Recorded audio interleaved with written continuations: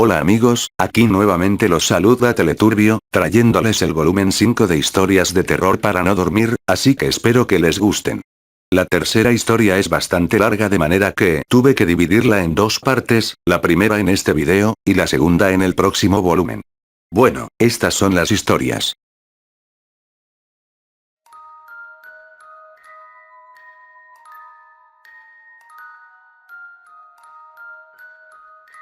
Todo está como lo recuerdo, la misma cama que siempre rechina, mi habitación con las paredes humedecidas, y esos rostros que forman las manchas de humedad.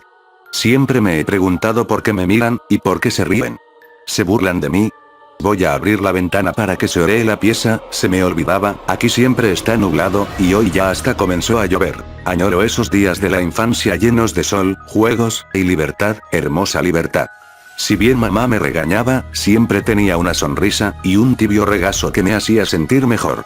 Papá era un hombre que siempre se apuraba para llegar temprano a casa después de trabajar, y dedicarse a jugar conmigo hasta que me dormía. Nunca tuve hermanos, pero sí mis valientes perritos que se volvían zombies, monstruos, o guerreros temibles, a quienes con la ayuda de papá siempre derrotaba con mis espadas hechas de ramitas de pirul. Recuerdo cuando mamá preparaba el zumo y las tortas para comer en el bosque, mientras teníamos esas caminatas de exploración por lugares mágicos que papá creaba para mí. ¿Por qué lo hice? ¿Cuándo cambió todo?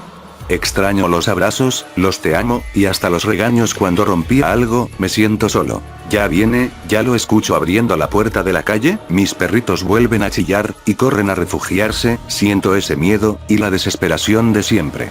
Ayúdame mamá, no me dejes solo. Se me olvidaba, ella ya no está. Son las 12 del día, pero parece como si estuviera a punto de anochecer, tengo frío, y me duelen los huesos. Te extraño papá. No sé por qué insistió en esconderme si nunca escapo de él. Está entrando a la casa, y otra vez las caritas de la humedad se ponen a llorar, cierran los ojos apretando fuertemente sus párpados, no podemos escapar. Si tan solo estuvieras papi, sé que tú darías todo por mí, porque así fue siempre. Recuerdo cuando te quemaste la panza con el agua hirviendo que yo tiré, te dolió mucho pero salvaste mi carita, y tal vez mi vida. ¿Cómo te lo puedo pagar? Se está acercando, y comienza a abrir la puerta de mi habitación. Mis compañeras de dolor, esas manchas de humedad lloran escurriendo las paredes, y tratando de no voltear. Yo me vuelvo a sentir mal, y por más que trato sé que no podré escapar, sé que yo lo llamé, sé que lo invoqué, pero no lo quiero aquí. Mamá siempre decía que Dios es el único que puede ayudarnos, Él es amor, felicidad y paz. ¿Por qué no le hice caso? Porque confié más en Arturo, mi compañero de secundaria, el irresponsable, el vicioso, el satánico. Yo no quería que mis papás se separaran, no quería que destruyeran mi familia, te amo papá, te amo mamá. Por favor no me quiten la felicidad. ¿Que no ven que yo los necesito a los dos? Él dice que es hora, que debemos corregir esto, que ellos no deben quitarme lo que por derecho me corresponde, no deben quitarme mi familia ni mi felicidad. Me abraza, y siento como el frío entra en mí. Siento como me duele el corazón, me siento, increíblemente enojado, lleno de ira, lleno de coraje. Pobre papá, no tuvo tiempo de nada, solo me dijo. Te levantaste tarde flojo, ven ayúdame con el auto. Y después me miró aterrado cuando le disparé. Eso es mamá, corre, corre, y grita. Tú siempre molestabas a papá, tú lo fastidiaste, tú lo llevaste a tomar la decisión. Recuerdo cómo te traía flores, y en vez de recibirlo con un beso le decías. Ahora con quién andas de perro, ¿por qué siempre que me traes algo, es porque andas con alguna zorra? ¿Acaso no sentías el amor de papá? Él se iba temprano a trabajar, y hasta corría para llegar temprano a casa. Los fines de semana siempre estaba con nosotros, y lo veía cuando cortaba flores del jardín para su princesa como él te llamaba, pero tú solo te dedicaste a fastidiarlo con tus 1001 alucinaciones. ¿Qué haces mamá? ¿Crees que debajo del lavadero te puedes esconder? Está bien, vamos a jugar. 1, 2, 3, por Mandy. ¿Cómo que no es mi mirada? ¿Cómo que no lo haga? ¿Qué? ¿Que me amas? ¿Que soy tu felicidad? Ustedes eran mi felicidad, pero no les importó discutir todas las noches frente a mí, no les importaron mis lágrimas, mis súplicas, no les importó cuando los tomaba de la mano, y les pedía comenzar de nuevo. Adiós mamá, veo tu sangre escurriendo, y todo vuelve otra vez, él se ríe y me señala. ¿Qué hice? ¿Por qué otra vez? La tristeza es inmensa, el dolor en mi corazón, el frío en mis huesos, la culpa es insoportable. Una vez más me dispararé en la cabeza, y terminaré con todo esto. Al menos por hoy, aunque sé que mañana será lo mismo, así ha sido desde aquel día.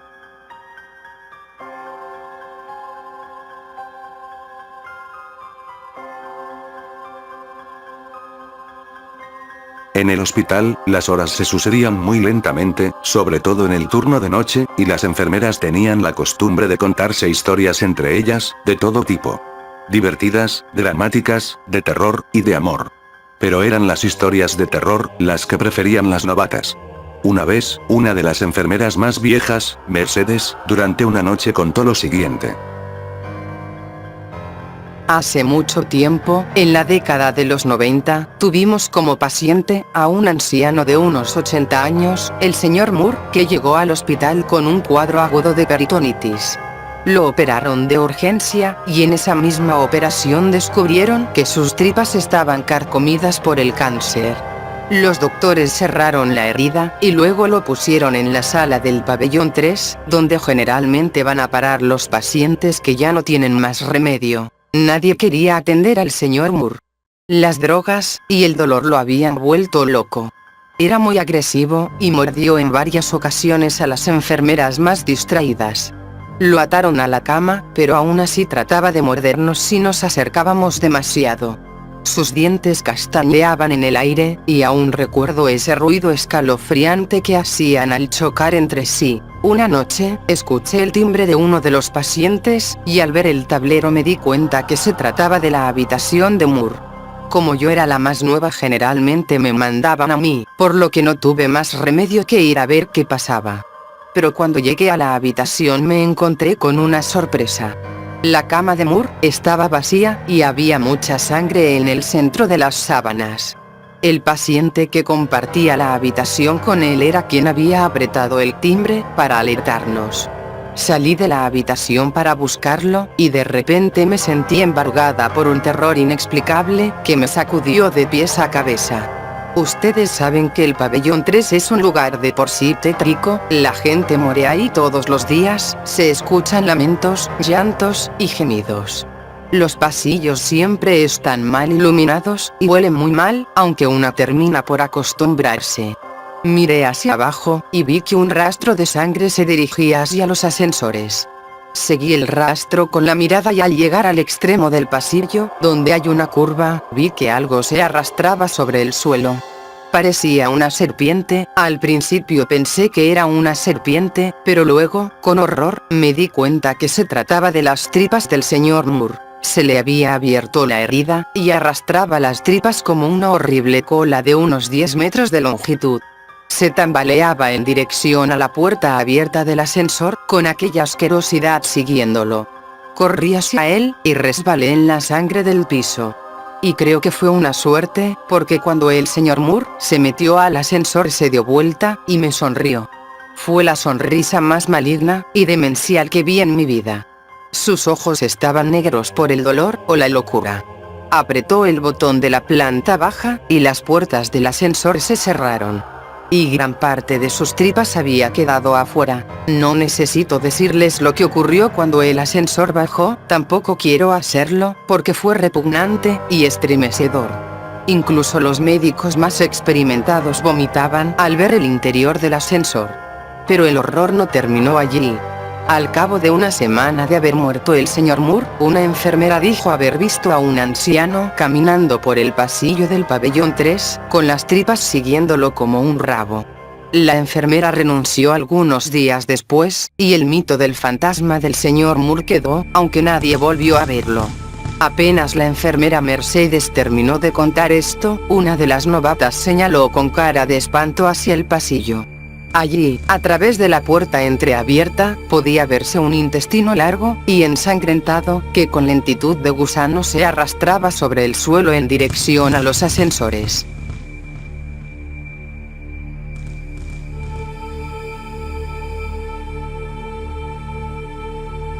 No alquiles este piso, aquí habitan fantasmas. Te meterás en problemas. Susan aún tenía aquellas palabras rebotando por su cabeza. Tenía claro que no creía en fantasmas, pero aquello le había dado mala impresión. No esperaba llevarse bien con una vecina, la única que había en el 7º piso del edificio, que la había recibido de manera hostil y poco acogedora. Nada de bienvenida al edificio, o algo parecido. Se coló en el piso mientras Susan apenas había visto el salón, y le soltó aquello. La casera ni se inmutó, ni siquiera la miró. Debía estar acostumbrada a que la vecina de al lado intentase ahuyentar a sus inquilinos. Susan estimó que debían ser viejas rivales, así que no pensaba quedarse en mitad de ambas y sus conflictos. Porque por fin encontró lo que llevaba 3 semanas buscando: un piso con 2 habitaciones, una de ellas para convertirla en su estudio donde podría continuar con su próxima novela, con grandes ventanales desde las cuales adquirir una amplia visión de toda la ciudad, a tan solo 10 minutos de su nuevo trabajo, y, sobre todo, a un precio increíble. Susan había colaborado los últimos 2 años en un periódico de tirada regional. Solía escribir una columna de crítica social, y en ocasiones algún artículo sin demasiada trascendencia, los cuales enviaba por email, los miércoles y los viernes al redactor jefe del periódico.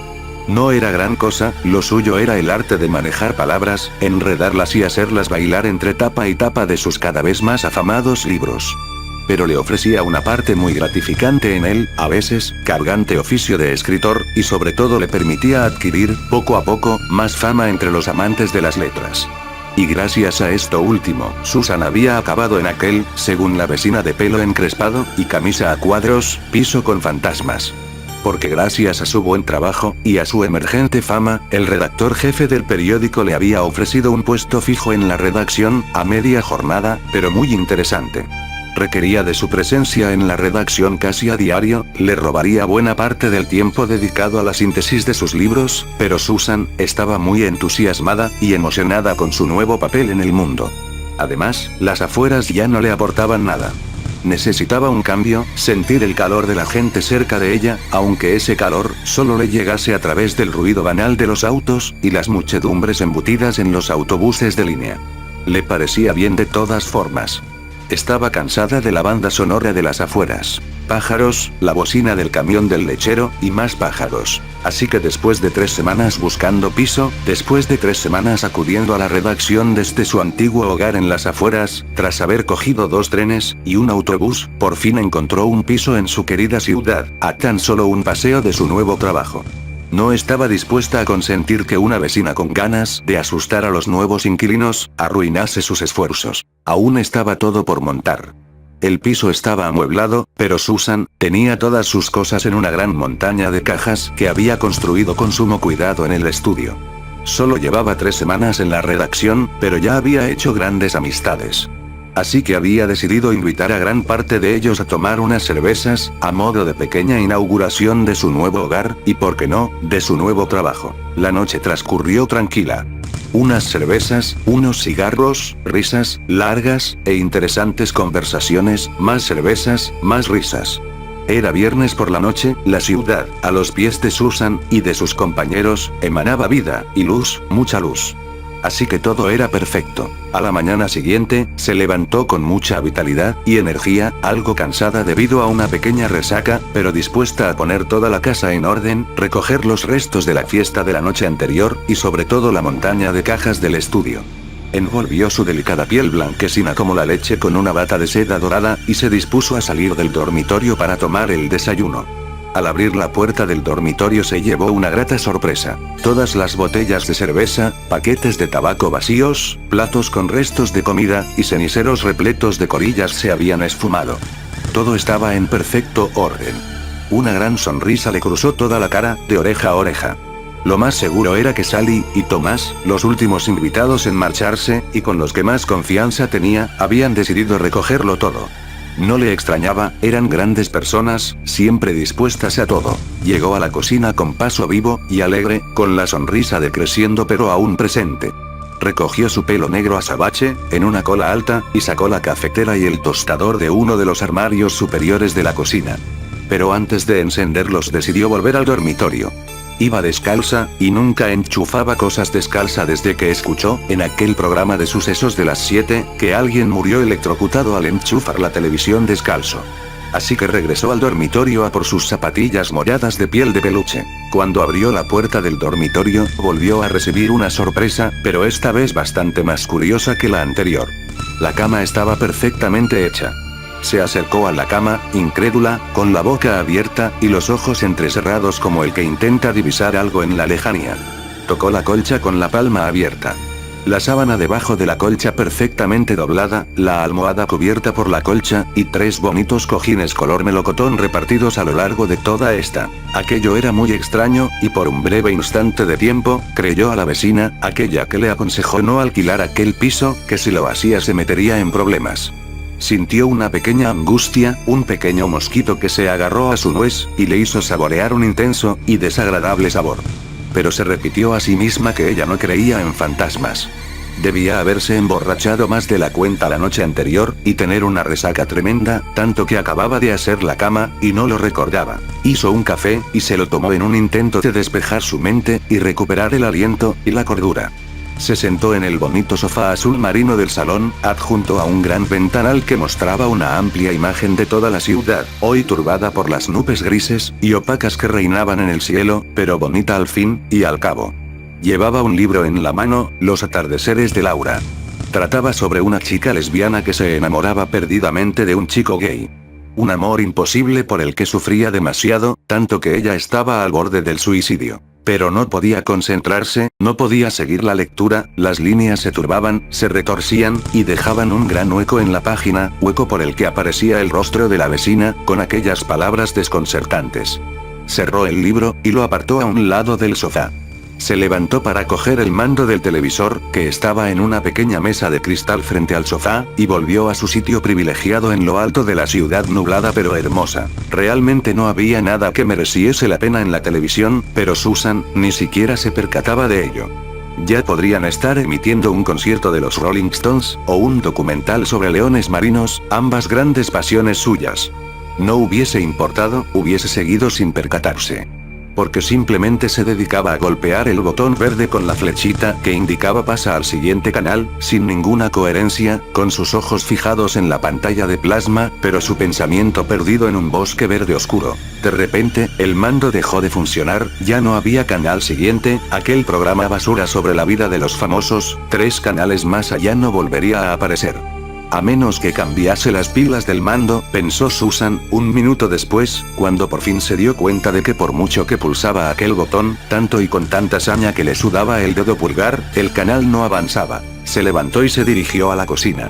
Creía haber dejado un paquete de pilas, para su cámara de fotos digital en uno de los cajones pequeños que se encontraban junto al fregadero. Efectivamente, las pilas eran las reinas del cajón. Eso le hizo recordar que debía de ponerse manos a la obra, con la inmensidad de cajas llenas de trastos de la mudanza, alojadas en el estudio. Y eso le hizo aumentar el dolor de cabeza. Volvió al salón con paso cansado, casi arrastrando los pies, y dejó caer su trasero en el sofá, con tanta violencia que el respaldo emitió un pequeño crujido al verse forzado contra la pared. Abrió la tapa del mando, y sacó las pilas. Pero algo la detuvo en seco. Miró a la televisión, no sin cierta incertidumbre, y descubrió que el programa Basura Pro Famosos volvía a estar puesto, cuando Susan tenía la absoluta certeza de que al ir a buscar las pilas, se había quedado puesto el canal de la teletienda. De pronto la pequeña incertidumbre se hizo grande, y un pequeño grito sordo que no llegó a salir por su boca retumbó en su estómago.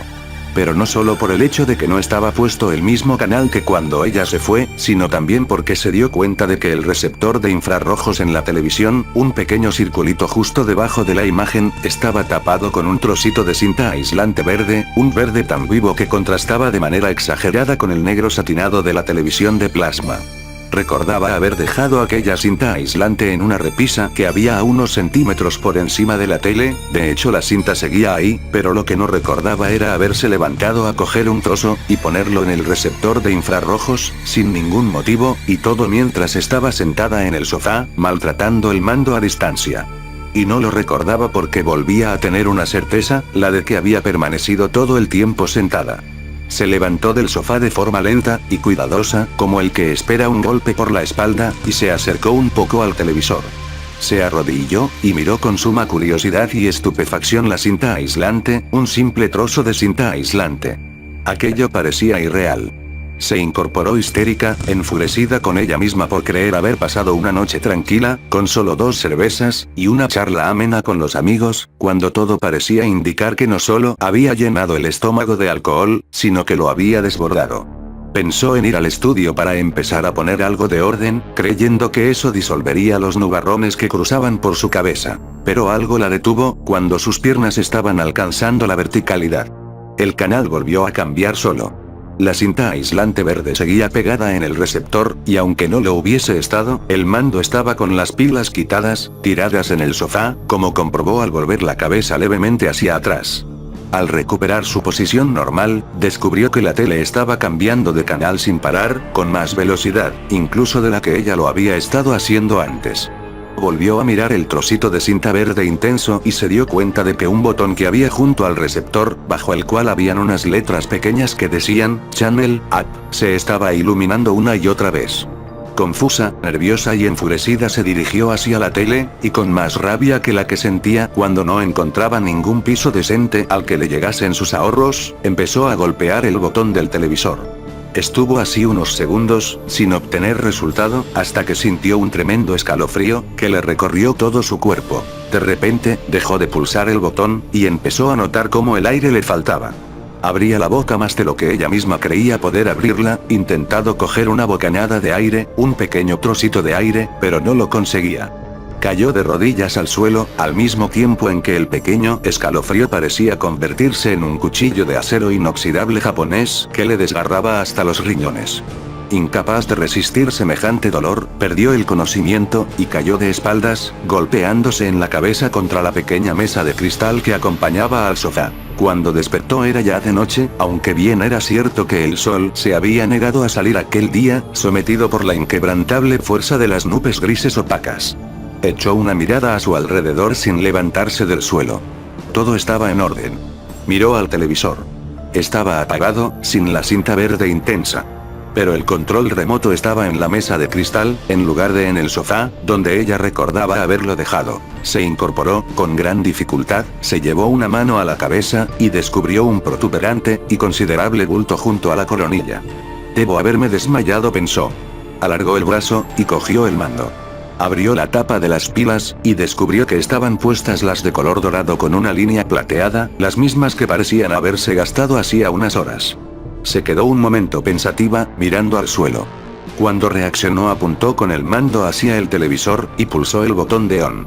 La tele se iluminó al instante, y cambiaba de canal sin ninguna dificultad. Se dirigió a la cocina, aún con el mando en la mano, y volvió a abrir el pequeño cajón de madera. Las pilas que había cogido para cambiar, las que pensaba se habían gastado, estaban ahí. Pero a pesar de ello, o quizás debido a ello, Susan tuvo la sensación, más fuerte y real que nunca, de que algo no iba bien. Y es que, había algo extraño. El pequeño envoltorio de plástico fino y delicado que cubría las 4 pilas, formando con ellas un bloque, había desaparecido. En su lugar, había un trozo de cinta aislante verde rodeándolas, y manteniéndolas unidas. Acercó la mano a las pilas con miedo, como esperando un nuevo escalofrío, y las cogió. Estaban pegajosas, como si se hubiesen hecho varios intentos con la cinta verde, hasta alcanzar al fin la longitud exacta que cubría a las 4 pilas, a la mitad de estas, como un cinturón. Las apretó con todas sus fuerzas, cerrando la mano, y un pensamiento le vino a la cabeza. Un mensaje. Su propia voz golpeando con insistencia en su mente, rebotando en el interior de su cráneo. Estas pilas son reales, y algo no anda bien hoy. Miró el reloj que había colgado en la pared opuesta al fregadero. Eran las 8:20 de la tarde. De repente tuvo la idea de llamar a su vecina e invitarla a cenar. No tenía intención de iniciar una sarta de preguntas sobre fantasmas, seguía sin creer en ellos, estaba casi segura, pero no quería estar sola. Sentía que algo extraño y negativo pasaría si se quedaba sola durante las próximas horas. No le echaba la culpa a ningún fantasma, se las echaba a ella misma.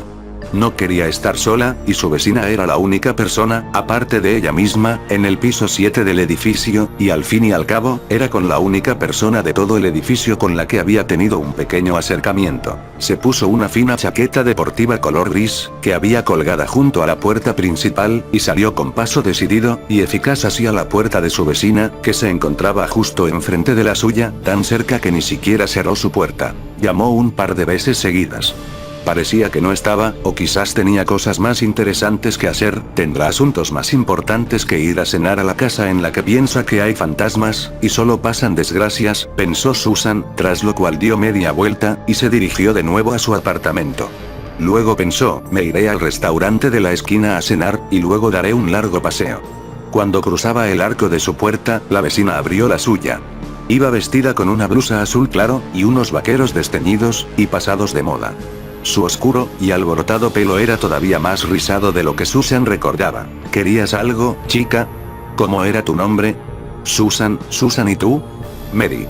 Me llamo Mary. Encantada de conocerte, dejó escapar una leve sonrisa, y cruzó los brazos como notando frío, como abrazándose a sí misma, con un gesto que la hizo parecer más débil y delicada de lo que siempre había indicado su fino pelo negro. ¿Algún problema, Susan? Te veo mala cara. Preocupada. Creo que te advertí, y lo hice de buena fe, porque creo que eres una buena chica con algo de sensatez, de que en ese piso habitan fantasmas. Solo quería invitarte a cenar, la interrumpió bruscamente, dejando escapar las palabras con una velocidad que casi las hizo incomprensibles, solo quería invitarte a cenar. Nuestra primera conversación no fue muy agradable, al menos a mi parecer, así que he pensado que podría preparar algo para las dos, relajarnos, y conversar de nuestras vidas, añadió de forma más pausada. ¿Sabes qué? Me caes bien. Pero no tanto como para que yo entre en ese piso. Vamos, ¿cuál es el problema? Está todo en orden, no hay nada raro, nada sobrenatural. Susan dejó escapar de nuevo una pequeña sonrisa que esta vez se notaba que estaba mintiendo, que sus palabras ni siquiera ella misma las creía. No te preocupes, te invitaré yo a cenar a mi piso. Así no habrá problemas, y nos conoceremos igualmente, ¿no crees? De acuerdo, como quieras. Vamos, pasa, Mary, la invitó a pasar al interior con un movimiento simultáneo de cabeza y mano. Susan cerró la puerta del piso interdimensional de un portazo, y siguió los pasos de Mary hacia el interior del de esta. Me encanta ese cuadro, dijo Susan nada más entrar, con la puerta abierta tras de sí. Lo compré en una feria. Tirado de precio. El piso de Mary parecía más grande que el de Susan. Nada más entrar había un gran salón, con 3 enormes sofás color granate, y las paredes color salmón, abarrotadas de cuadros, entre los cuales se encontraba el predilecto de Susan. Caminaron a mano derecha, donde se encontraba la cocina. ¿Qué quieres que prepare para cenar? Me da lo mismo, Mary. Podría comerme un ciervo entero, volvió a soltar aquella misteriosa sonrisita, la que hacía que ni ella misma creyese lo que decía, porque lo cierto era que tenía el estómago más cerrado que una caja fuerte alemana. Yo había pensado prepararme unos espaguetis con tomate, ¿te gustan? Sí, me parece bien. Me gustan. Oye, ¿dónde tienes el baño? Necesito ir urgentemente. Al fondo de salón, la puerta de la izquierda. La de la derecha es donde guardo los cadáveres. Su voz sonó ronca y misteriosa, lo que hizo que Susan empezase a tornarse blanca tan rápido como un rayo cae del cielo, y parte un árbol en 2 mitades. No estaba para sustos, vamos mujer, solo era una broma. Solo quería romper un poco el hielo. Te veo preocupada, y en esta casa no hay espacio para las preocupaciones.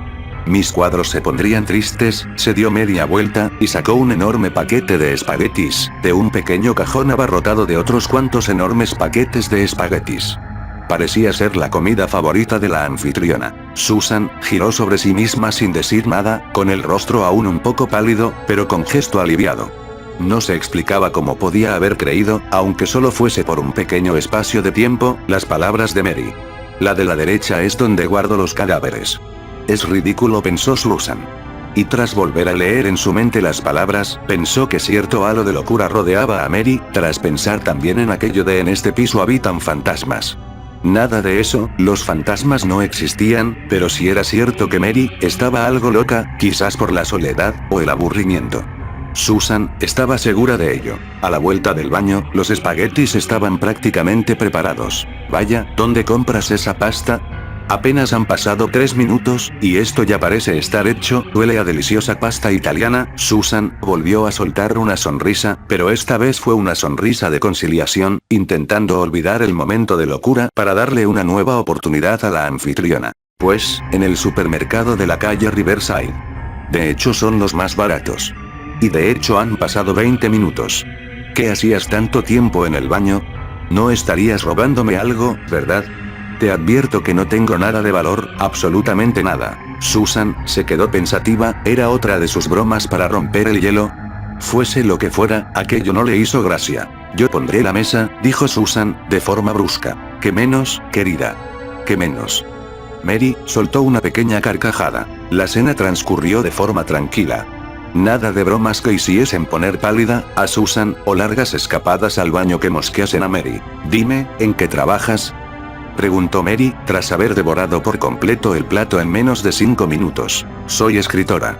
Estoy escribiendo mi 6ª novela. Trata sobre la vida solitaria de una mujer, que decide rehacer su vida tras largos años de aguantar palizas de su marido. También trabajo para un periódico, el Morning View. Llevaba 2 años como colaboradora, y me han dado un puesto fijo hace 3 semanas, fue la frase que Susan pronunció con más entusiasmo en todo el día. Escritora, ya. Yo no trabajo. Tuve graves problemas de salud que me imposibilitaron ir a trabajar durante bastante tiempo, así que pedí la jubilación anticipada. ¿Jubilación? Pareces joven. ¿Y en qué trabajabas? Para la administración pública, ya sabes. Y no hace falta que intentes halagarme, al menos no por el lado de la edad. Sé la edad que tengo, ¿sabes? Y el tiempo no pasa en balde para nadie. Así que simplemente dime que los espaguetis están deliciosos. Mary mostró una agradable sonrisa, y se limpió con una servilleta de papel las grandes manchas de tomate de la comisura de sus labios. Susan le devolvió la sonrisa, y por un momento parecieron estar unidas, como un par de amigas, fundidas en una sola persona. De hecho, cuando pasaron los minutos, y la confianza, pequeña pero creciente, se iba afianzando. Mary le preguntó a Susan cuántas veces hacía el amor a la semana, y le dijo que su trabajo era una estupidez, una pérdida de tiempo. Escritora, ¿a dónde quieres llegar con eso?